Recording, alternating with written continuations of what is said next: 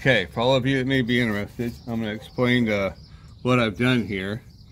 Now, originally, this brace was welded right to this thin, low-grade, bendable aluminum, which, bendable, that right there should have gave them a clue. But they just welded right to it. Now, when we used to build boats a little narrower, they used to weld these braces right in here onto the frame. But now with these wider boats we have nowadays, you go to 8.6, they've had to move this out to here. So it's right on top of this step. Now this thin, bendable aluminum, it's not going to hold anything. So you come in a high wind or a current or whatever, and you bump into this, you know, as you're loading it. You know, it's going to bend a little bit this time, a little bit next time. And I've been kind of monkeying with it for a long time, and I added these braces in here and stuff, but it just does not work.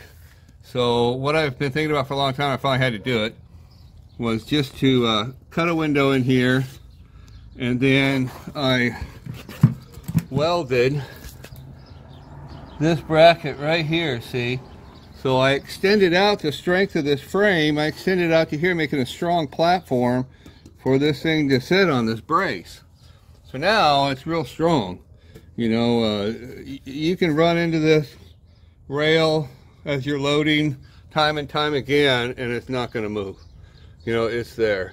And the other thing they did wrong was, I'd re-weld this on here, but they had welded this straight up and down. It was the only brace on here. So when it's straight up and down like that, what's it going to hold?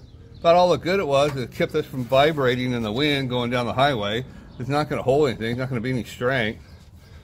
And the other thing they should have done, so I know they wanted to keep this thing low to make it, you know, aesthetically pleasing for, you know, looking at it. But what it really needed to be was about 4 inches taller. Because when we're on the rivers, you know, we're on steep ramps. And when I have to back in a little extra far with my jet, you know, this corner is underwater. The water level is right here like this. So if you get off a little bit from the wind, you know, or whatever, you're going to ride right up on here. And that's going to put a ton of stress on this. So that's my take. And that was my fix. See, I did the same thing here. Now, if you guys get on it right away, I'll show you the other side. And I did a little thing over there, which I think that'll work. It looks a lot like it did from the factory. Because I don't bump into this side very often because of the direction of our currents, the direction of our prevailing winds. You know, it doesn't get a lot of stress onto it. You know, I did add these braces on here.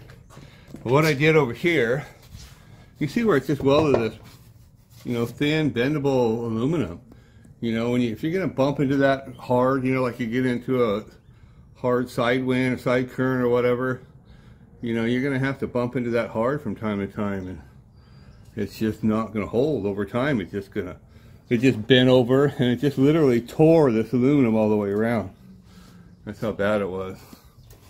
What I did here was the same similar thing, but what I did is I put them in here, put a jack on it, put a little pressure on it, push it right up against that aluminum, the aluminum deck that they have it welded to now. So underneath there is a strong base.